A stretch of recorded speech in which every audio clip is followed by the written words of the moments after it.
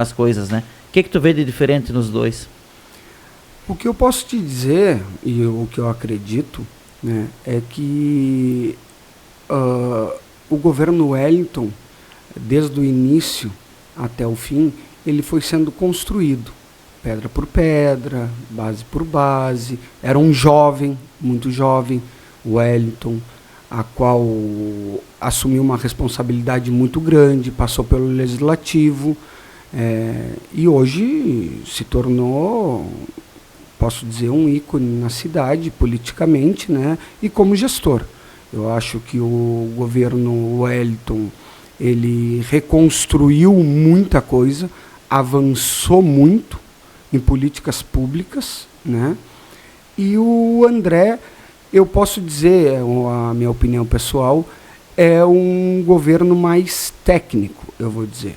O Wellington começou, aprendeu no meio do caminho, vamos dizer assim, né, como gestor.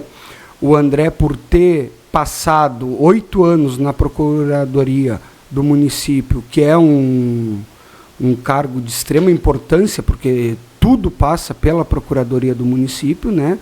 Ele já tinha mais conhecimento da real situação do governo que ele encontrou e a qual ele quer, né? O Wellington pegou um governo de uma oposição, na época, né, a qual não tinha o conhecimento total do governo, da atual gestão, como se encontraria. Então, o André já encontrou um governo a qual ele tinha conhecimento. E isso é uma coisa fantástica, vamos dizer, né? Porque tu tá dentro da tua casa, tu saber como as finanças andam, como a estrutura anda, é muito diferente de tu entrar para uma casa que tu alugou, que tu não sabe qual é a estrutura, quais é as reais condições.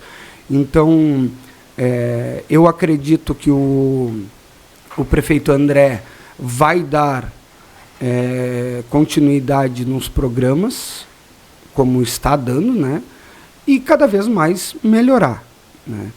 Então, essa acredito que seja a ideia do prefeito André hoje, é continuar com o que estava acontecendo bem e melhorar o que pode ser melhorado.